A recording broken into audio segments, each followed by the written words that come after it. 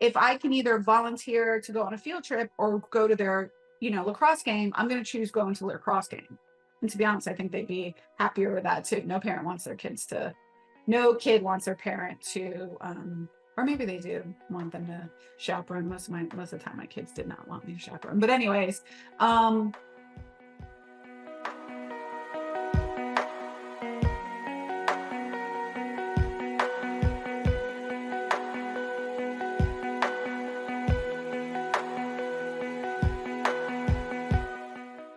hey there, listeners. Welcome to another episode of the Female Empowered Podcast. And this episode is for all you moms out there, moms, or maybe not moms, but maybe you're caretaking for other people. So, what we're basically going to talk about today is something that I think all working moms go through and feel. So, how you find a work-life balance as a female CEO, as a female working mother, as a female small business owner, what it's like to be a mom, a CEO, and a caretaker, a boss, a leader, and what I choose to give my attention to so that I can live the best life possible. My children can live the best life possible. My business can live the best life possible. And so what we're basically going to talk about is how I find that balance. I'm going to talk about my personal experience, my personal reality, and I'm going to preface this by telling you what my personal reality is. So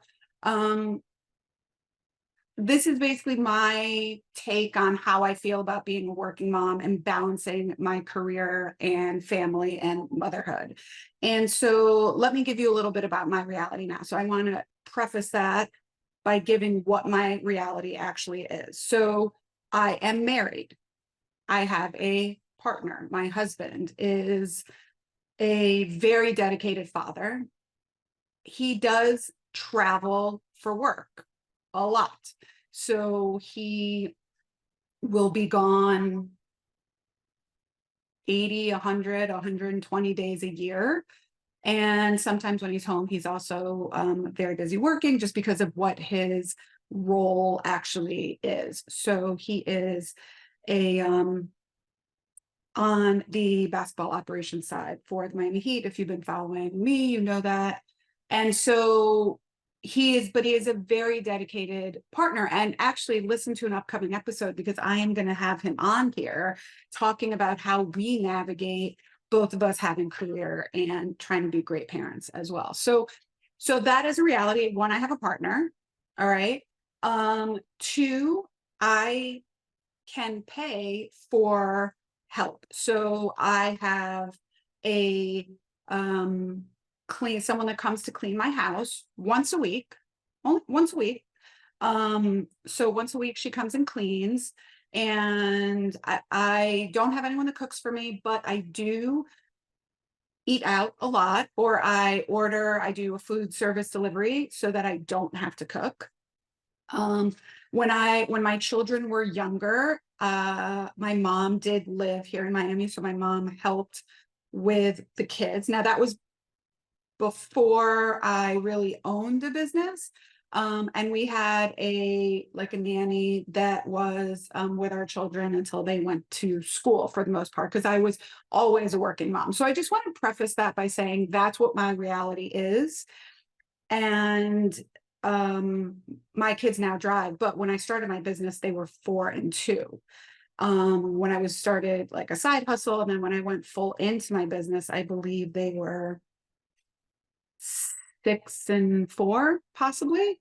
It's been a while. So anyways, so I'm just going to go through how I feel, how I navigate it, and my reality might not be your reality. But what I think it's helpful to do is help to explain to women that I'm not a unicorn, okay? We're all feeling the same thing, I think. And here's how I navigate it. So maybe there are some things that might make me sound, I'm doing this as quotes, a bad mom, but I gave myself permission to be a better human, which makes me in turn be a better mom, I feel. And then it also makes me be a better leader and a better able to do both things that I want to do and that I'm actually good at for the most part. So, you know, being a working mom has always been a complicated thing. I believe from ever, even people, you know, back that didn't hold paying jobs, women still did a lot of the work. They would go and gather for food, they would cook, they would take care of all the children in the villages. And so you're juggling so many balls, just trying to keep your head above water, but also make time for your family, right? And the truth is, I believe Oprah Winfrey said this, but I do believe we can have it all. I just don't believe we can have it all at once. Okay. So I believe we can have it. I don't believe there's a balance. Like, I don't believe there's work-life balance. I believe there's work-life choices, and everything has a season. All right. So we just cannot have it all. And so it's okay to say, I'm going to make children a priority during this season, or I'm going to make work a priority during this season. And a lot of that has to do with your personal reality. So I used to tell people that I felt like I was playing a game of whack-a-mole. And every time I hit one of those little moles down and they went down, another one popped up, and I had to hit that one, another one popped up, and I had to hit that one. And sometimes I still feel that way. Excuse me. So we'll navigate like one problem with a kid, and I'm like, okay, we got that done. And then a problem like with a business will pop up. Okay, we got that done. And then a problem with another kid will pop that up. And so I've, but now it's a matter of, one of the things that's really, really, really helped me, and I'm going to talk about this a little later in the episode, is me dealing with my own mental health, my own personal development, my own self-care, so that I can be better equipped to handle when those things come up. Okay. I don't know about you, but I do think that most working moms probably feel very similar, and that we go through big chunks of time where we're saying like, oh, I'm being a shitty mom, or oh, I'm being a shitty business owner, that's why my business isn't doing well, or I can't believe I missed that thing for my kids, and this is impossible, that's impossible, but we make it work. I look back and I'm like, wow, I made that work, right? Or I look at women doing it with less. My mom was a single mom at 32 or 33 years old, I think, that had 3 children under the age of 7, without a college education, trying to pay for them, feed them, nurture them, lead them, find a job, so I can figure it out with the resources that I have. I can figure it out. So whenever I get into the point of, oh my gosh, I can't make this work, I think of all the people that are doing it with less than I have, or doing it just the same. My sister has 11 children.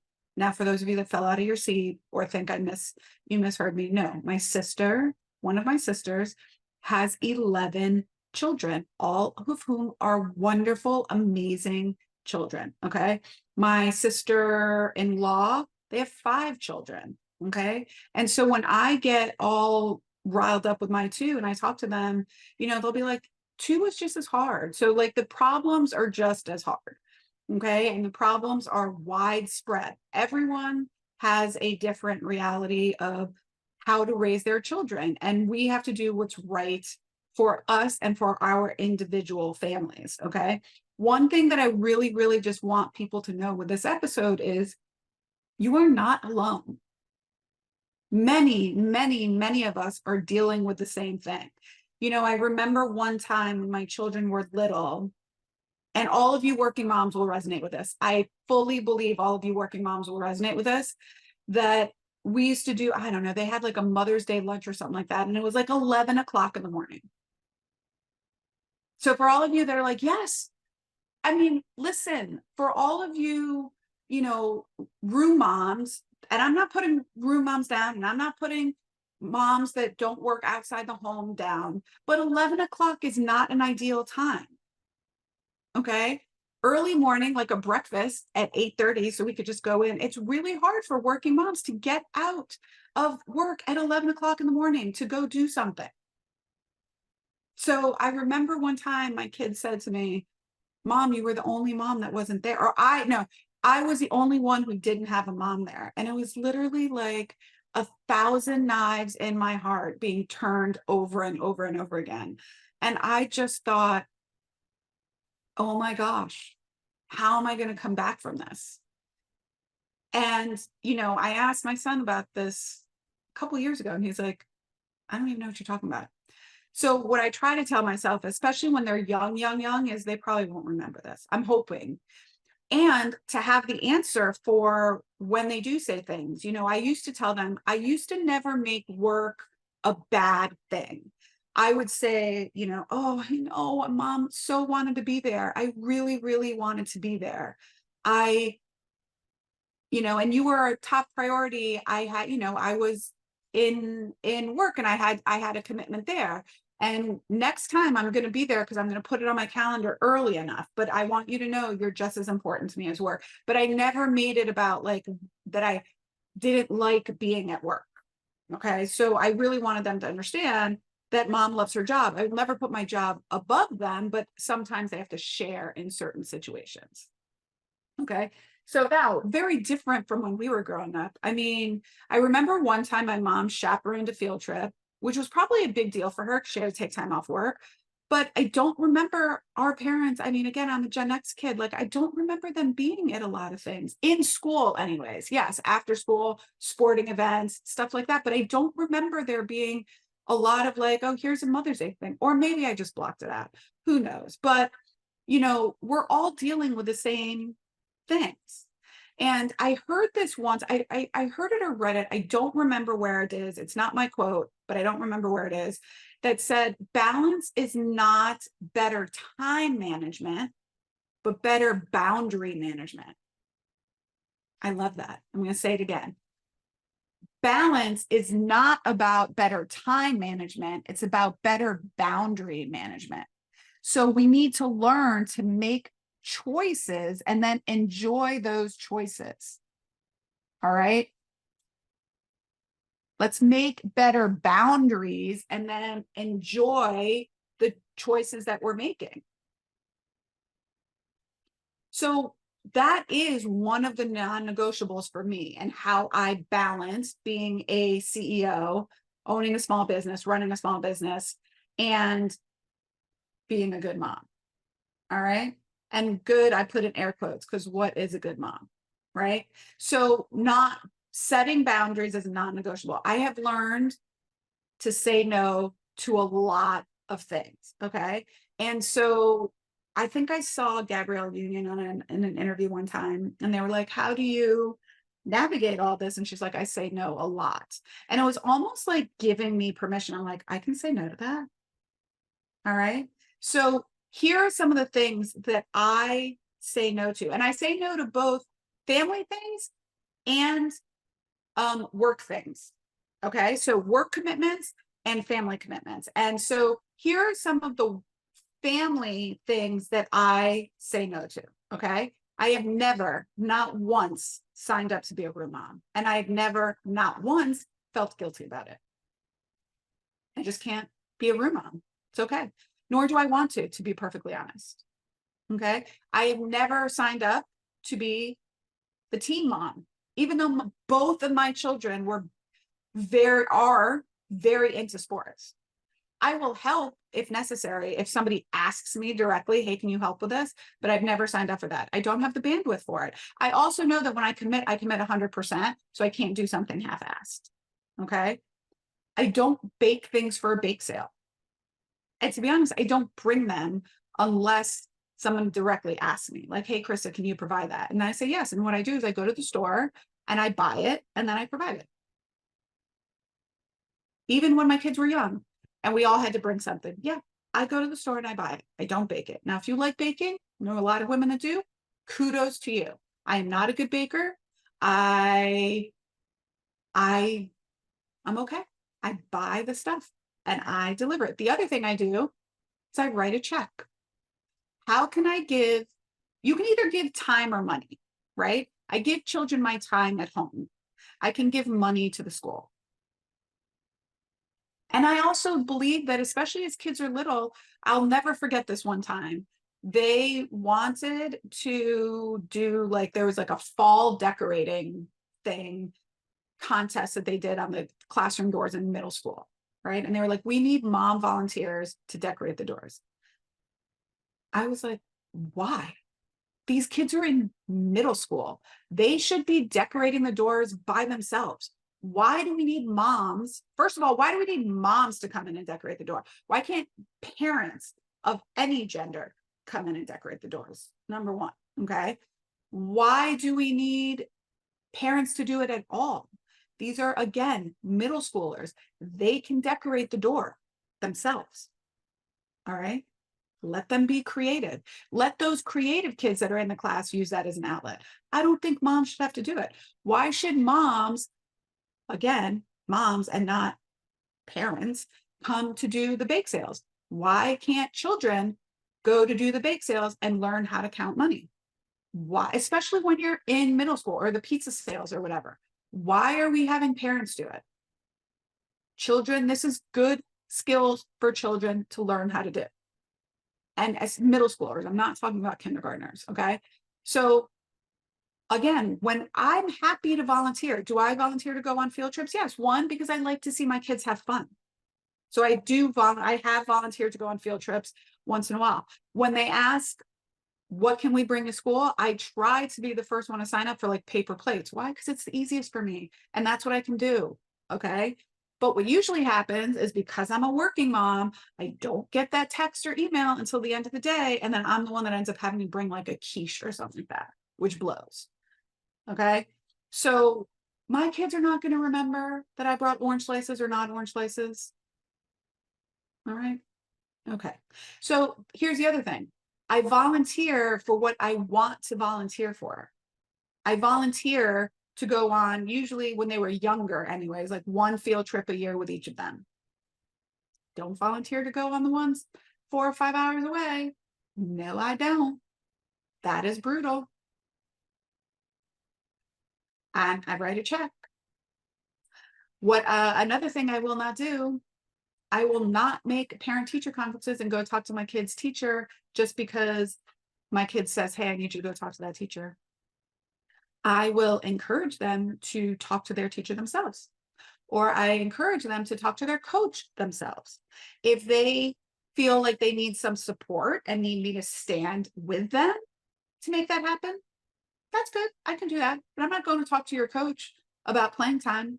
And I'm not going to talk to your teacher about why you have a 0 on that assignment.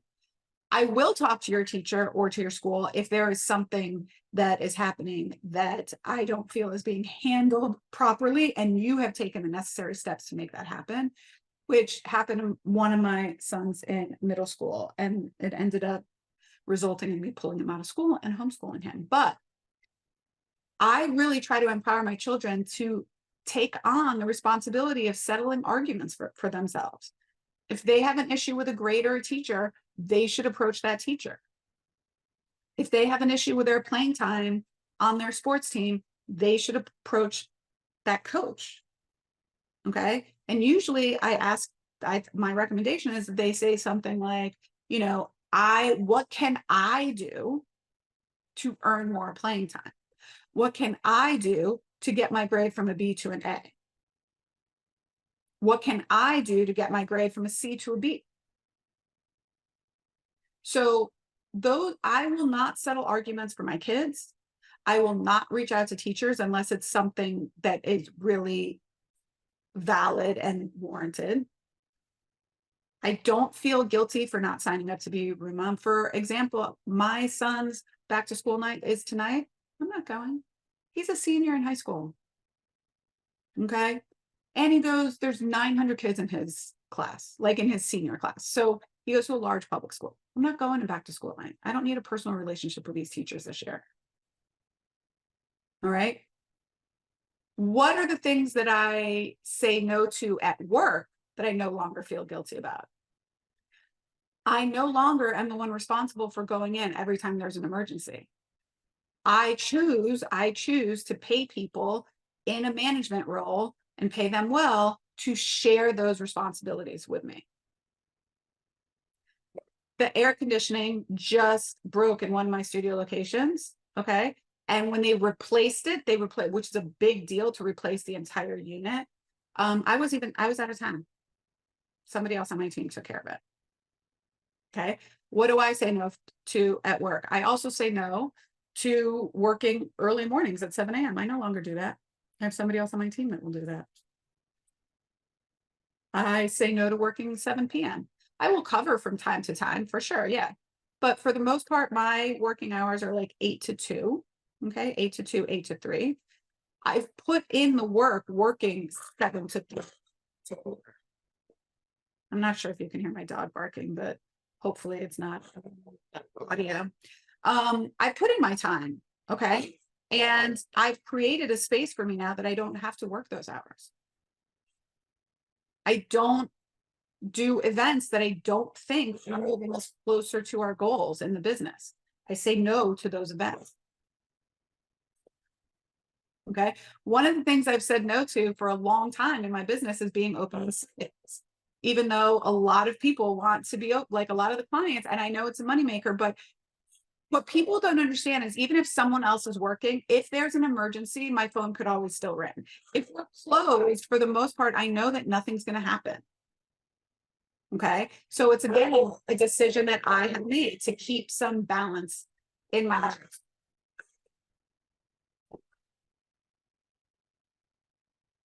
All right. So those are some of the things that I do to create balance in my life, both at home and at work.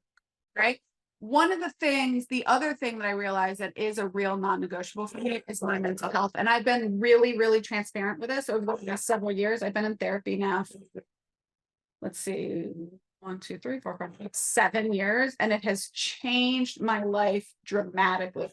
All right. I have an upcoming episode on all of the ins and outs of that. But by going to therapy and realizing what my triggers are and why they're triggers, and working with some cognitive behavioral therapy and thought reprocessing, and I've even done some EMDR and some hypnosis, and it's really allowed me to come at these situations in a different way, and it's really allowed me to say no to things and not feel guilty about it. Okay. There was a great book I read this in college, and it was called When I Say No, I Feel Guilty. And it talks about how it's okay to say no, number one. As a big people pleaser, that is a huge, it's really hard for me. But as a people pleaser, that's hard. But that book was really helpful for me to learn that it's okay to say no and how to say no. So like I was saying, it's really just helped me not be as reactive. Okay. So when I say no to someone, right? When I say no, I would say, thank you so much for thinking about me. I'm not able to commit to that right now. I think no is a full sentence. I don't think you have to give a reason. I usually say, I'm not able to do that. Somebody else who can. What else? And I'm not going to say this is easy. There's still times where I'm like, oh my God, I have such a hard time saying no. It's just easier for me to say yes. But that's where sometimes I'll be like, oh yeah, I can write a check. I can write a check. I don't have to do. For me right now, it's easier to donate, to give money than it is time. I don't have a lot of time. And the time that I do have, I want to be present and spend it with my children. Right. My oldest is in college already. And so anytime he lets me spend time with him, I'm doing that. And my youngest is a senior. He's going to be gone next year. So I want to spend time with my kids. So the things that I do try to always make time for are going to their sporting events. So I will go to their events. I will try to be at every game, not because I have to. Here's the thing. It's because I want to. I love watching them play sports. I love watching them play sports. And so if I can either volunteer to go on a field trip or go to their, lacrosse game, I'm going to choose going to the lacrosse game. And to be honest, I think they'd be happier with that too. No kid wants their parent to, or maybe they do want them to chaperone. Most of the time my kids did not want me to chaperone. But anyways, I will be there when they need me, but here's the thing, they don't always need me. They don't always need me to come pick them up from school when they have a headache. They don't always need me to bring them their homework that I told them 5 times to put in their book bag and they still forgot it at school. They don't always need me to bring them their lacrosse cleats, even though I told them 4 times to pick them up and put them in their backpack and they forgot them. These are lessons they have to learn sometimes. And while it breaks my heart, I can't leave work all the time to come home, get them something and take it, now kids do make mistakes. And I'm like, oh, that sucks. You forgot it. I really want to get there, but I can't make it. I'm at work right now. All right. So, the other thing is that I have a job now being the owner of the business that I can, if I know in advance that they have something after school, they have a sporting event, I can arrange my schedule to make it work.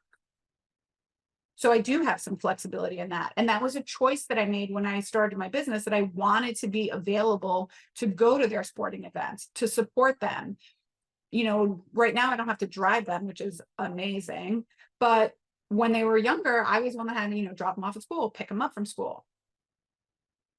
Okay. And with my husband's job for the last like 5 years, unfortunately, he's not able to commit to that all the time. When he's around, he does, and he is. So the other thing I always will do for my kids is, like I said, validate their feelings. I will say, that sucks that you left your jersey at home. I feel for you. I get it. I wish I could leave work right now, go all the way home and take it to you. Unfortunately, I cannot do that. I have a commitment to work. And it's what teaches people that, like, you have to honor your commitments. So it sucks. And I would say, I want to do this more than anything. I always validate their feelings. I will never be like, well, it's your fault. You left it there. No, that sucks. I wish I could go home and do that for you right now, but I can't. So I will always be their biggest fan. Okay. And I will be their confidant. I want my kids to know that if they get in trouble, that they can be like, I need to put my mom on that. My mom's going to. Now, that doesn't mean there won't be consequences, but it does mean that they know that they can call me and count on me, and to come to them, to listen to them. We have this open door policy that if either of our children find themselves in a situation where they need to get home, whether it be drinking or whether it be something that they're not comfortable with, there will be no questions asked. Okay, we will come pick them up. We will not ask them anything in the car. If they would like to speak, we will be open and honest with them. But that's I never, ever, ever want my kid to be in a situation and be like, I'm afraid to call my parent because they will kill me. So, these are the kind of things that I will do for my children that are more time related and that I can be present for. Okay. And recognize they don't always need me. Yes. Is it great to be at every single thing? Sure it is. But is that reality? Not necessarily. Okay. And I feel fortunate enough that I do have a job and a career where I can say, yeah, I'm going to be off at 2. And yes, I can schedule, and yes, I can go to that and this and this and this. Right. Whereas there are a lot of working women out there that do not have that flexibility. Either they don't have vacation time, so they can't take time off. Which means if they take time off to go to their kids' event, they lose money, which some of them cannot afford to do. Okay. Maybe they don't have good transportation. Right. I feel like we are in a great place where, yes, I can jump into a car and go to my kid's sporting event, or I can take his friends, or, but I also reach out to friends to help me. Hey, can you help me? I can't pick up my kid this time. Are you able to help take him to the tournament or XYZ? Asking for help helps. So that's pretty much it. Like, I just wanted to do this really short episode, just fast, to say, all of us working moms feel the same. Usually we always feel like we're doing a bad job at work, we're doing a bad job at home. Everything has a season. Okay. It's very different now when my kids are teenagers than when they were 4, 5, 6, and 7. Okay. Not better, not worse, just different. All right. Bigger kids, bigger problems. But get as much help as you can afford at home. That's what I would say. And the other thing is, when my husband started traveling a lot for work, I used to try to be like, oh, my kids have to eat this and they have to do this and we have to sit down. And I stopped doing that to myself. Okay. It's more important for me to be a better mom and be rested and be fulfilled. And I can afford to get a food delivery service. I can afford that. So for me to, you know, beat myself into the ground to cook for them is not as much of a return on my investment as it is to pay for a food delivery service that's healthy food and be present, be able to laugh and smile with them while we're eating dinner instead of yelling at them because I've just cooked and cleaned and all that stuff, right? If the laundry takes a little longer to get done, that's okay. If the dishes sit in the sink a little longer, that's okay, all right? If I mismatch their socks when I put them back in their drawers, that's okay. It's okay. It's okay to say you can't do this today. It's okay to say you can't be at that parents' event because you just don't have the bandwidth to do it. It's okay to say, I don't have the bandwidth to go be part of this event organization. Everything is okay. There's no need to beat yourself up and run yourself in the ground to chase some image of what you think motherhood should be or you think leadership should be. And that's, you know, those are just, you know, if anything, I would love you to give you some permission to say no more often and say yes to yourself and your family and your children or whatever it is you want to say yes to. We are good at both and we can have both, just not all at the same time. All right. So I'm sure this is going to get me a lot of DMs. I would love to start a conversation over on Instagram. So listen to this podcast, take a screenshot, tag me on Instagram at Krista Gurka, and let me know what are some things you say no to as a working mom. And what are maybe some things you have a really hard time saying no to, but you want to say no to? I'd love to spark a conversation over there. I'm sure this is going to get me a lot of DMs or replies on my email. So let me know what you think, all you working moms out there. All right. Until next time. Bye for now.